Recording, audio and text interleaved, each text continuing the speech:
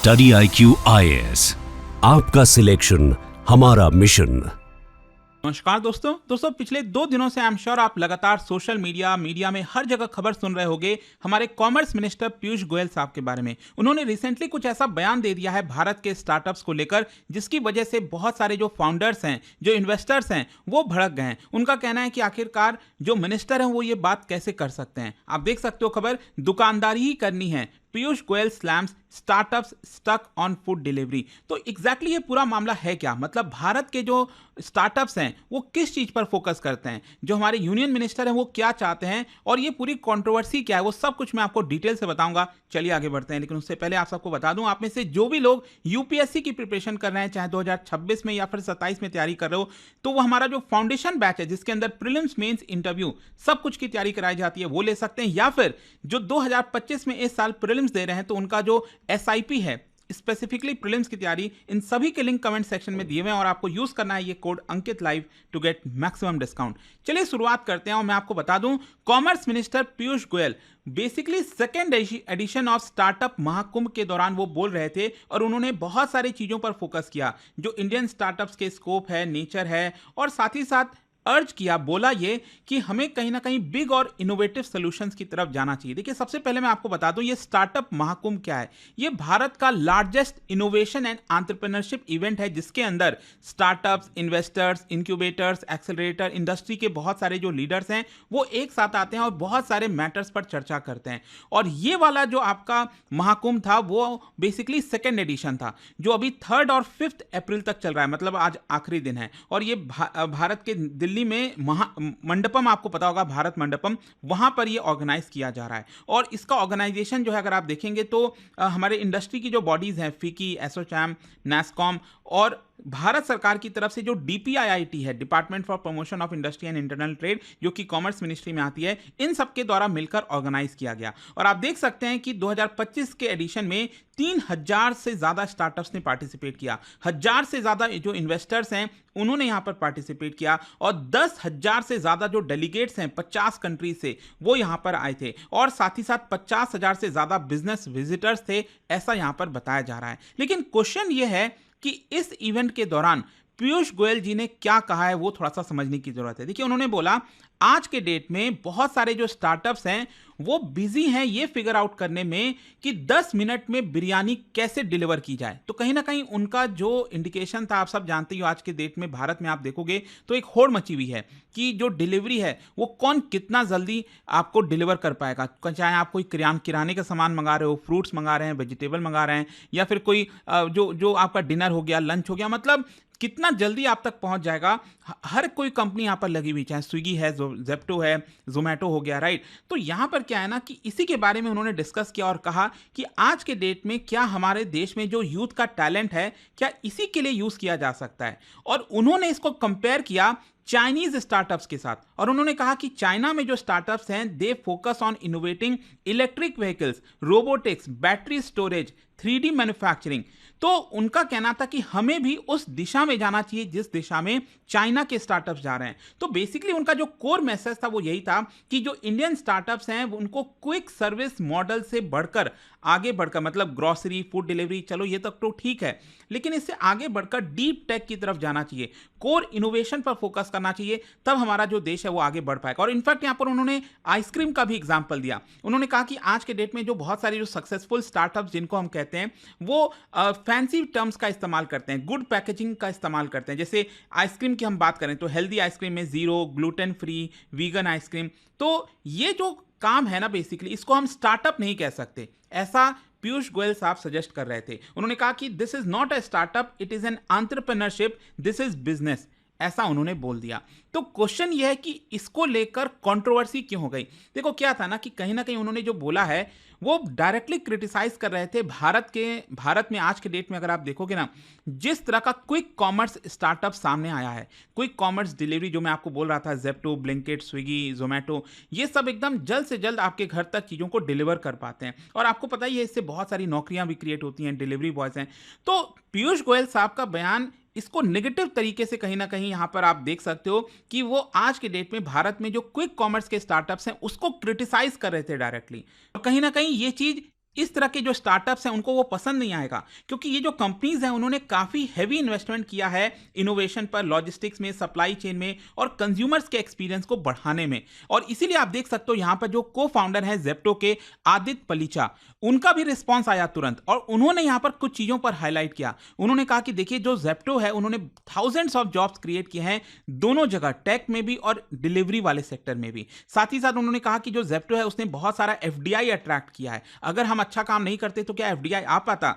साथ ही साथ उन्होंने कहा कि हम बहुत सारा टैक्स रेवेन्यूज देते हैं सरकार को, सरकार के रेवेन्यू बढ़ता है, और साथ ही साथ जो छोटे मर्चेंट्स हैं, मिलियंस ऑफ स्मॉल मर्चेंट्स, उनको हम सपोर्ट करते हैं। इसके अलावा यहाँ पर आपको पता है जो चेयरमैन रह चुके हैं इन्फोसिस के, सीएफओ, तो उनकी तरफ से मोहन दास पाई, जो कि काफी एक्टिव रहते हैं सोशल मीडिया पर, तो यहां पर भी देखिए उनका क्या कहना था कि if the government truly supports deep tech, अगर सरकार को लगता है कि यहां पर डीप टेक जो है वो आगे बढ़ना चाहिए तो सरकार को ये सपोर्ट करना चाहिए।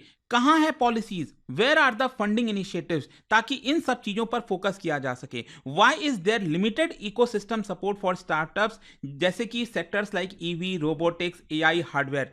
तो मोहन दास पाई ये कह रहे थे कि देखिए या तो आप कोई ऑल्टरनेटिव लेकर आइए, या तो आप यहां पर जो लोग हैं, जो स्टार्टअप्स हैं, उनको ये सारी चीजें प्रोवाइड करिए, राइट। तो अभी जो करंट में चीजें चल रही हैं, जैसे क्विक कॉमर्स वाला स्टार्टअप्स हो गया, आप उसको बस क्रिटिसाइज कर रहे हैं। आपको कहीं ना कहीं यहां पर ऑल्टरनेटिव्स की तरफ फोकस करना चाहिए, और लोगों को, स्टार्टअप्स को किस तरह से और फंडिंग दिया जा सके, उनको प्लेटफॉर्म कैसे दिया जा सके, उस पर आपका फोकस नहीं है। तो इसको लेकर कई जगह से क्रिटिसिज्म हो रहा था, और ऑब्वियस सी बात है ये मामला पॉलिटिकल भी हो गया। आप देख सकते हैं कांग्रेस पार्टी, उन्होंने भी इस चीज को क्रिटिसाइज किया, और उन्होंने कहा कि कहीं ना कहीं भारत का जो एंटरप्रेन्योरशिप है उसको अंडरमाइन करने की कोशिश की जा रही है। और कांग्रेस पार्टी का यह भी कहना था कि भारत को चाइना से कंपेयर किया जा रहा है, लेकिन चाइना में जो पॉलिटिकल और इकोनॉमिक सिस्टम है वो काफी डिफरेंट है। साथ ही साथ कांग्रेस का यह भी कहना था कि जो पीयूष गोयल साहब हैं वो सर्विस इनोवेशन का जो रोल होता है जॉब क्रिएशन में, उसको समझने में भूल कर रहे हैं। तो एक प्रकार से यहां पर कांग्रेस ये कह रही है कि जो पीयूष गोयल साहब हैं वो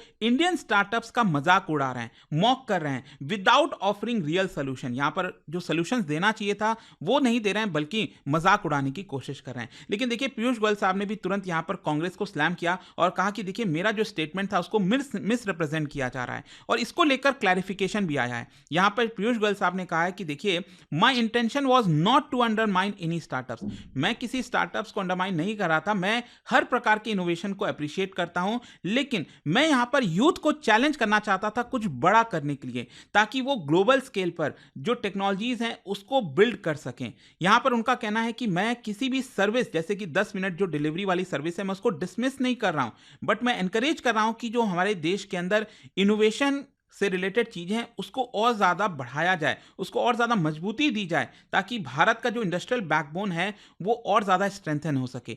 ये पीयूष गोयल की साहब की तरफ से एक प्रकार से स्टेटमेंट आया, या फिर क्लैरिफिकेशन आप कह सकते हो। लेकिन देखिए क्वेश्चन ये आता है कि ये जो पूरी कंट्रोवर्सी है ना, इसके पीछे का अंडरलाइंग इश्यूज क्या है, मेन प्रॉब्लम क्या है। देखो भारत का अगर आप स्टार्टअप इकोसिस्टम देखोगे तो ये सर्विसेज की तरफ ज्यादा फोकस करता है।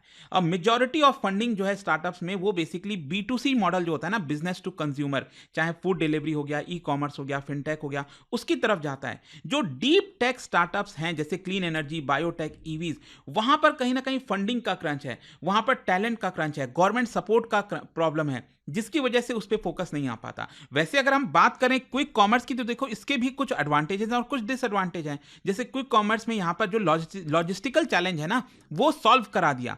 पहले तो आप देखिए यहां पर आपको जाना पड़ता था, इनफैक्ट महीने में एक बार आप जाते थे, ग्रोसरी से आपके आसपास की जो किराना का दुकान था वहां से सामान आ जाता था, महीने भर चलता था, इस तरह से पूरी लिस्ट बनती थी। आज के डेट में तो क्या हो गया है कि लोग घर बैठे बैठे कभी भी कुछ चाहिए, मतलब दिन में 4-4 बार ऑर्डर हो जाता है कि एक दूध भी मंगाना है तो तुरंत ऑर्डर कर दो। तो ये जो लॉजिस्टिकल चैलेंज है वो सॉल्व किया गया। फिर इसके अलावा जॉब्स जो हैं वो बड़े स्केल पर क्रिएट हुए हैं, बहुत सारे जो यूथ अनएम्प्लॉयड बैठा हुआ था उसको कहीं ना कहीं जॉब मिला है। फिर इसके साथ साथ एक प्रकार से Tier 2 और Tier 3 सिटीज के अंदर जो डिजिटाइजेशन है, टेक अडॉप्शन है, उसको एनकरेजमेंट मिला है। लेकिन इसके डिसएडवांटेजेस क्या है? देखो क्या है ना कि इस तरह का जो मॉडल है वो थोड़ा अनसस्टेनेबल होता है, मार्जिन बहुत थिन होती है, कब कौन सा स्टार्टअप फेल हो जाएगा इसमें पता नहीं। फिर दूसरा है कि वर्कर्स का एक्सप्लॉयटेशन किया जा सकता है, स्पेशली कई इश्यूज आते हैं जो डिलीवरी वर्कर्स वगैरह हैं, जिस तरह से उनको ट्रीट किया गया, उनको कितना पैसा मिला नहीं मिला, तो ये सब भी इशू सामने आते हैं। और साथ ही साथ देखिए एनवायरनमेंट को भी नुकसान होता है, जो कार्बन फुटप्रिंट है, क्योंकि एक छोटे छोटे ऑर्डर के लिए